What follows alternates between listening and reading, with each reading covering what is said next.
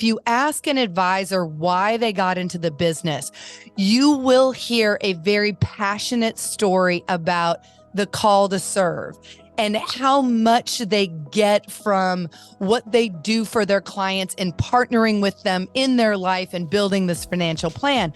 So there is on one side, the reason they're in the industry, the reason why they're a financial advisor, their innate superpower is how they connect with clients and prospects. And yet they misallocate their most valuable resource and get sucked into things that not only are they not good at, that they don't enjoy.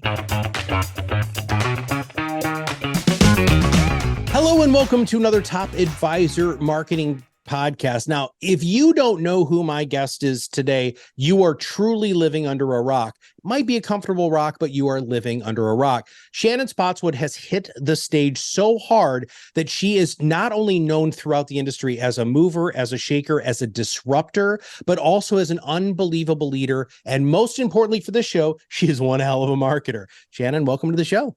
I can't wait to be here with you, Matt. Thank you so much for having me.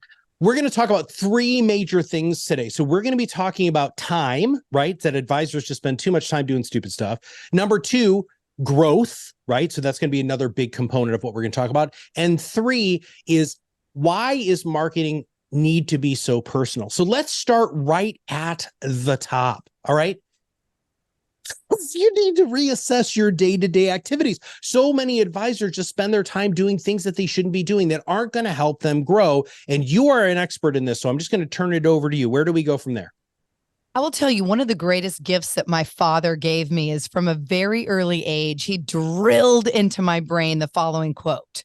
And it is, prioritize your time before you allocate your resources. And always remember, your most valuable resource is your time. And that is something that if you have as a lens for your life, you become obsessed with the highest and best use of your time. And as you know a little bit about my background, I'm relatively new into the RIA wealth management space. I spent 20 plus years, the first, chapter of my career on the institutional side of the business as a hedge fund manager, as an investment banker.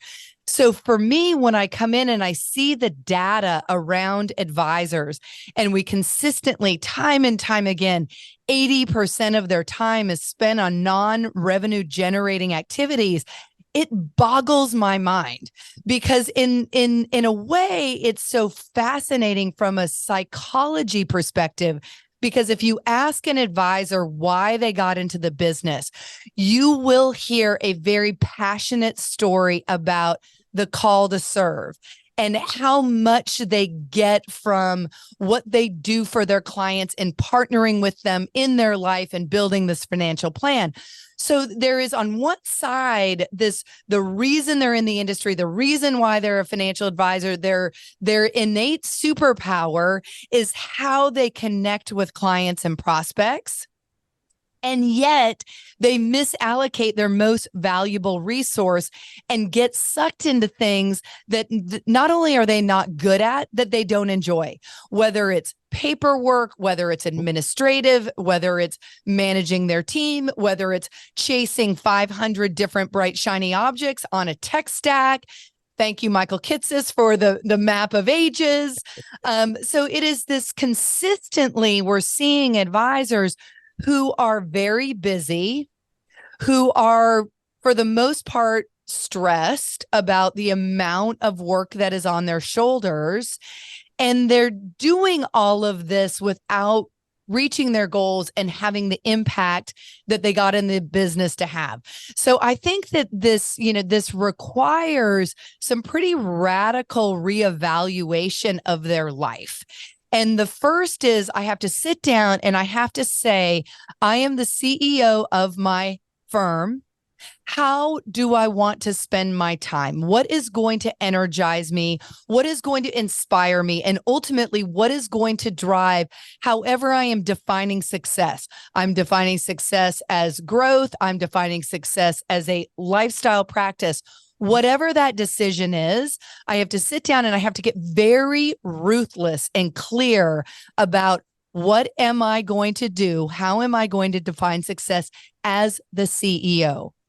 And that is an incredibly different perspective than defining the success as I'm chief bottle washer, I'm COO, I'm founder, I'm advisor, I'm psychologist. And I think that's a skill that advisors don't challenge themselves and don't carve out the time in their calendar to really give the full breadth that they need to analyze it. So the first step, as we do a lot of coaching with advisors to maximize their time, is being very honest about what is going to replenish your energy and what is you should be jumping out of bed in the morning. We are so blessed to work in one of the most dynamic, interesting industries that is known to mankind. If you are not jumping out of bed energized at least every week by what you're doing, your time is misallocated. Yeah. I believe and agree everything that you said, but there's just this weird little advisor voice in the back of my head that says, I can't do that because I can't afford to do that. And I'm challenging you with this because I know that you are absolutely ready for this challenge, because I hear that all the time. Well, I have to be the chief bottle washer. I have to do all my paperwork. I have to do all of that. How do you help advisors by slapping them around a little bit and having them, shaking them, waking them up that is actually not their reality? The first is just acknowledging that you have to change your mindset. If you believe you are the most important person in the room and every train has to run through your station, you will remain stuck at the platform. So that is the first thing, is like, I have to change my mindset. The second thing is there's a lot of work that advisors can do diagnostically on their practice, whether it's evaluating what is my service model, looking at the breadth of my households, what is the size of those clients, how much time are they getting.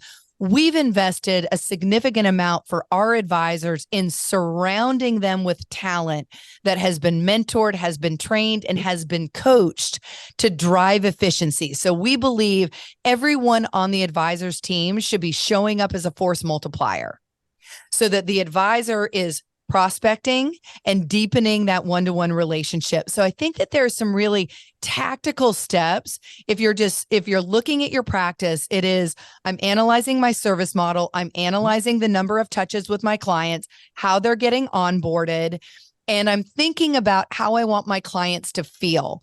One of the biggest mistakes that I think advisors make and why their time is so misallocated is that they're not intentional in building their teams. So to build the team, you have to look at not the people on your team. You have to look at what is the definition of the role and responsibility that I need done in order to be the CEO of my firm. And that is, now we are in areas where I think advisors are uncomfortable. Yeah. They're like, I've got loyalty to these people on my team. I feel bad. I don't want to ruffle anyone's feathers. It's just easier to go along the way it's always been. But it really starts with define your role and responsibility, define how you will feel most fulfilled and inspired in the way you spend your time. And then start to look at your service model, because if you are so busy that you can't prioritize your time, you're doing the wrong things. Yeah. Well, let's talk about doing the right things, because you just, in your opening statement there, you were talking about that advisors should be spending a lot more time doing revenue generating opportunities. And I think advisors immediately think, well, that means I need to be going out and doing workshops and seminars and all of that stuff. But you challenge that too, because some of the greatest revenue generating opportunities are right in front of you. Talk about that. This is again where it's, advisors for so long have served clients on a wide range of spectrum because they are gifted problem solvers. So they feel a high degree of engagement when they're solving problems. It triggers the part of their analytical brain, hits that dopamine. And so therefore now I look down at my practice and I have no consistency in the clients that I'm serving. They run this wide range from widows to millennials to baby boomers to married couples and everything in between.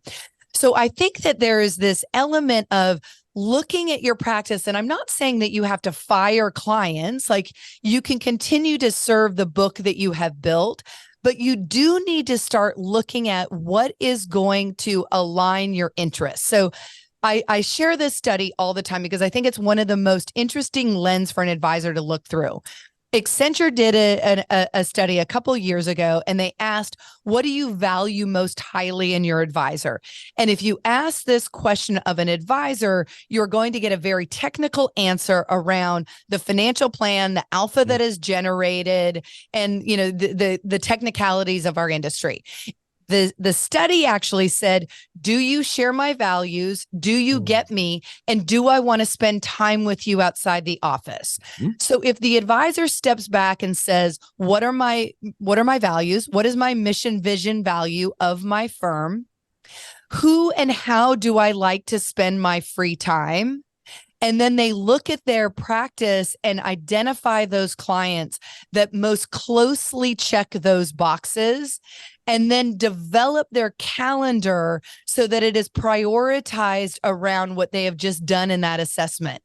And what you'll find, and it really doesn't matter. You can love golf, you can love bird hunting, you can love fashion, you could love shopping, you could love cooking. It really, truly does not matter.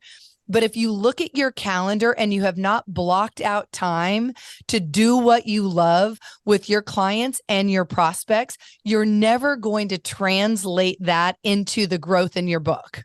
Why don't they realize this? Everything else is commoditized, Shannon. I mean, that's so frustrating. Portfolio management and all of that stuff, that's all commodities. They're buying you. And when you let your you-ness out, that's when real connection happens. Why do you think advisors are so resistant to that? I mean, this is, Matt, what's so great about ProudMouth and the work that you're doing and all the work that we're doing to help advisors find their voice and their brand. This is in our view, this is the future of the industry, which is shattering. It is not a glass ceiling. It is a glass box. Advisors have been told that we are going to show up and we're going to walk and talk and look the same. And the way that we are going to be deemed professional is to consistently stay in the persona of financial advisor. And what clients, and particularly next gen, Gen X, Gen Y, millennials are saying very loudly, they are in, and the data is mind blowing, right? 70+% of millennials are looking to pay for financial advice. Millennials are 3 times more likely than a baby boomer to refer their financial advisor new clients. Like, these are mind boggling numbers, but what they want out of their advisor is a true, authentic, hyper personalized, customized relationship where their voice is heard and their voice is amplified in that relationship. So advisors for so long, I think, have felt like in order to be taken seriously, I have to look the part. And now if we get out our mallets and we start smashing that glass box and we say unapologetically, I love to travel. I love to cook. And I am going to share that experience in how I'm helping my clients design their financial plan, how they're articulating their life goals, how they're imagining their charitable giving strategy. That is inspirational. And that is what the future of this industry is going to look like. It is not how many basis points of alpha I generated to beat the benchmark. And quite honestly, they expect us to be able to deliver on a financial plan. We're financial advisors. It's as if you show up at a doctor and you're surprised when they take your blood pressure. Of course, we're awesome at that. But they want more. They want their advisor to be walking hand in hand with them and sharing in every facet of their life. Because ultimately, and this is what is so interesting about the societal shifts that are happening right now.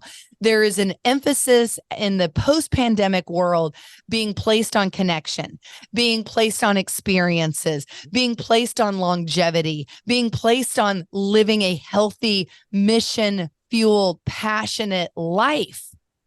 So why do we think that the advisor client experience should be so prescriptive? And I think that advisors just haven't been given permission, because when I have these conversations in coaching sessions with advisors and I say to them, you're passionate about golf, I want to see on your calendar, show, that great saying, show me your calendar and I'll show you your priorities. Yeah. I want to see on your calendar the 2 time blocks that you have carved out to go and play golf with prospects and clients.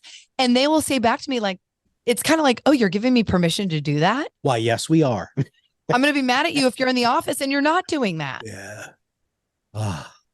You just opened up another can of worms. And just so everybody who's listening to this, this is not on the things that Shannon and Matt were going to talk about. But I just got off the phone with somebody, and she said to me, well, Matt, I'm not going to be focusing on Gen X and millennials because they don't have any money. And I just thought to myself, okay, so I'm Gen X, right? I'm a business owner. A lot of us Gen Xers are business owners, right? That's just a huge part of because we're fiercely independent and don't take orders well, right? And so we usually generally work for ourselves. How do you think the industry has to change so that advisors can start building relationships with Gen X, millennials, and Gen Y, so that when they do start having assets, which is really, I think, a misguided way that we're really looking at the industry, but that's just me. When they do actually have the money that advisors are looking for, what can advisors do now to start building relationships with them so that they do become the clients that we hope they become? I'm going to hit on 3 key parts, and then I'm going to share some phenomenal statistics that I heard last week at Fidelity Executive Forum from a gentleman named, and I'm going to probably not say his last name correctly, but Philip Gwoke, and he's with Brightworks. I'm going to share some of the stats that he shared because it's going to touch exactly on this. But before I do that, I think there's 2 pieces of this puzzle. And we are living in a beautiful moment in time for these two facts to exist at the same time. The first is technology. Mm-hmm. We are now at, with these, we have built the state-of-the-art integrated tech stack where you are delivering at scale customizable solutions. The amount that we're going to be able to leverage from AI with data to continue the digitization and the outsourcing to our tech solutions of anything that is not human to human relationship deepening. So if your tech stack is not working for you in a way that your meeting prep, your workflows, your client onboarding, all of that is highly systematized, like that is step number 1 to being able to build your practice to serve the next gen, because you've got to have all of that non-revenue generating work being handled by the tech piece of it. The second piece of it is like the holy grail of sales and branding and marketing. We have, with all of our digital media, whether it's through podcasting, whether it's through video creation, LinkedIn, Instagram, Twitter, TikTok, all of this, we have now a communication mechanism that allows us to build bridges with the next generation where they see the human side of our existence and the impact that we can have on their lives. Like, it is one of the greatest, disadvantages and I think disservices that we've ever done to mankind, that advisors don't serve clients until they're rich. Imagine if you had trusted advice and made smarter decisions in your 20s and your 30s and your 40s when it really matters, how much more exponential wealth you would be managing in your, 50s, 60s, 70s, and beyond. Okay, so we've got technology. It needs to be working for us. We need to be fully leveraging in a very personalized way our branding and marketing channels so that our, these younger generations acknowledge us. If you don't exist digitally, you don't exist to this generation. Yeah. So just take that at face value. The amount of wealth that is already being transitioned, we all know these numbers, the trillions of dollars. We're already transitioning about $540 billion worth of wealth right now. So there's money in motion. And it is going Gen X, Gen Y, and millennials. Here are the stats. And I actually just shared this with all of our advisors today because it's so inspirational about as you're thinking, whether it's, I want to develop a business model where I'm charging for financial planning. I want to start doing, coaching online or in person in seminars with this next gen. 71% of millennials prefer to do business, financial business at one institution versus 51% of baby boomers. So they want to consolidate. They want to work with one expert in the room. 63% of millennials believe a financial advisor is important to their financial success. 63% versus 56% for baby boomers. Wait for this one. This is going to blow your mind. 74% of 30 to 39-year-olds are willing to pay for financial advice versus 50% of people age 70 or older. Ooh. 74%. 75% of millennials put pressure on themselves to improve their financial situation versus 28% of baby boomers. And then I already shared the kind of holy grail moment, which is millennials referred their financial advisor 3 times more than baby boomers. So they're telling us in the data, and they have been socialized and raised to outsource to experts things that are not their area of comfort or expertise. So they're saying, I want to work with a financial advisor. I want to pay for that advice. And most importantly, I want to better myself. So this circles back to how we started this conversation around time. If a financial advisor is not looking in the mirror and saying, I am going to be obsessed with evolving my mindset to a future state. I am going to be committed to getting 1% better every day. And I am going to surround myself with like-minded people who are going to help me get there. They are going to be obsolete. You're dead and you don't even know it yet. Yeah. Because the future client is telling you, I want to be the best version of myself.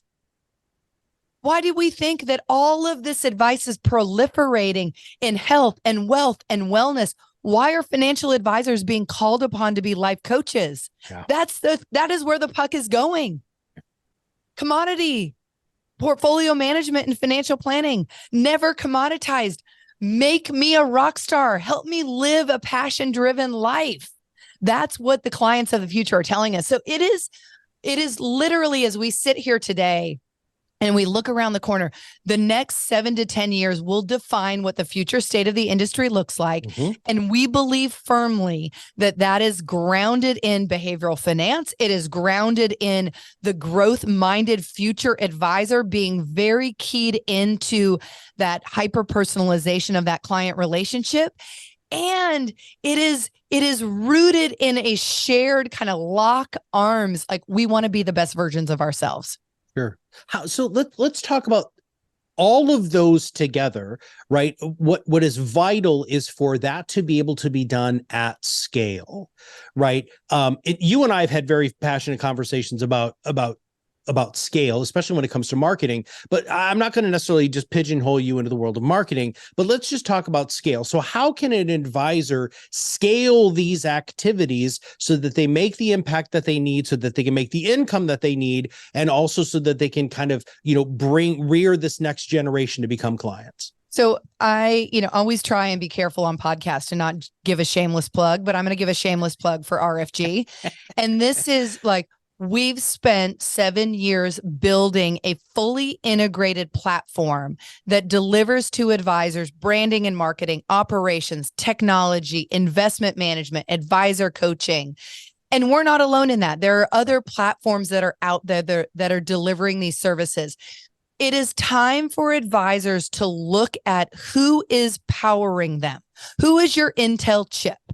Are they the best? Are they showing up consistently, delivering an exceptional client experience? Because it is out there in the marketplace. And if you're like, they're mediocre, they get the job done, I'm ambivalent about it. If you're ambivalent about the people who are supposed to be powering your firm, you are ambivalent about your business. So shameless plug, but I will say it is time for advisors to get real about there are not enough hours in the day nor resources at their, fingertips to be able to have expertise in all of this. And if you see the most recent Schwab study that's come out, number one pain point for advisors has been year after year after year after year growth. Guess what it is now? Talent. Ooh. We are in a war for talent. People want to show up to their jobs and be inspired. I don't want to just show up and grind for you every day and not feel as if I'm valued, I'm contributing value, and I'm on a leadership trajectory that is going to take me somewhere I want to go in my life. So we're in a war for talent. So if we know that we have to have the technology, the marketing expertise, and the talent to surround us, like, we just need to get real about who are the people that we're surrounding ourselves. And then it brings us to this question of scale. The scale piece of it. And I think actually let's sit in marketing a little bit, because the easiest thing to do is say, I can't do marketing because one, compliance won't let me, and two, because it's too hard to do at scale. And I'm just going to call BS on both of those things. You cannot, compliance will not let you go out there and talk about very technical things that no one wants to hear about anyways. Yep. So everything that you're comfortable about, no one wants you to talk about in your branding and marketing strategy. So don't do it. Go out there and tell your story. Talk about the problems that you solved. Talk about your children. Talk about your struggles. Share your favorite podcast, your favorite quote, things that you've done great, things that you've messed up on, something you wish you could tell your 20-year-old self. Talk about things that you can personalize and that makes you more relatable. That is scalable.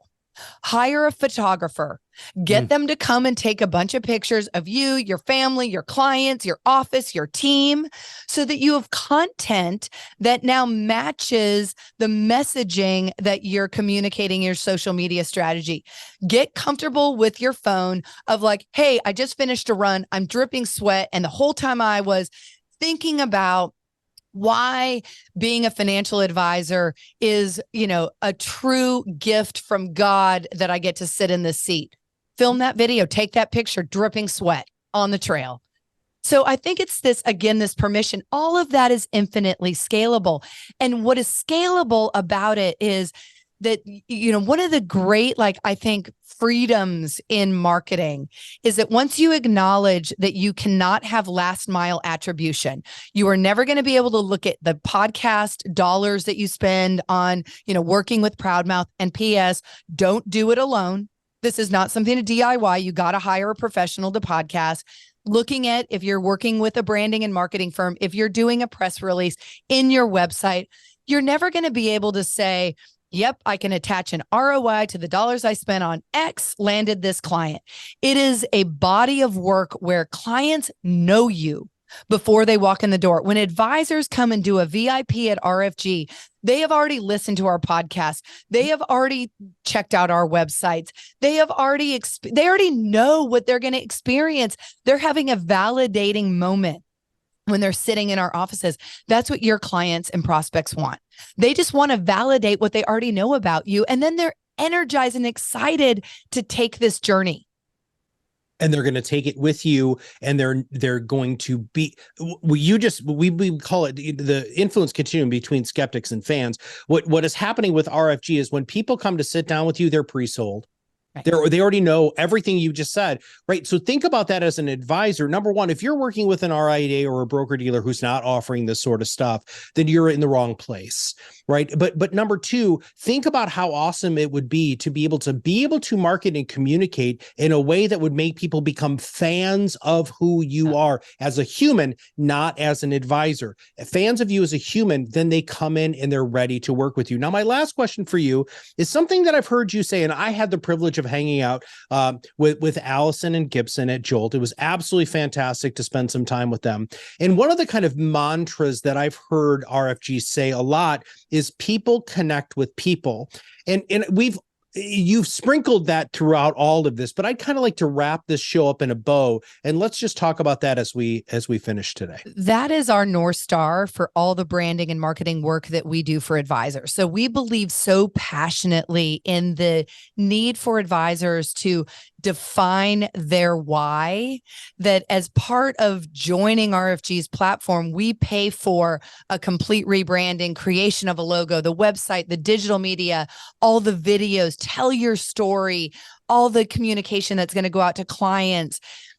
This is the new frontier.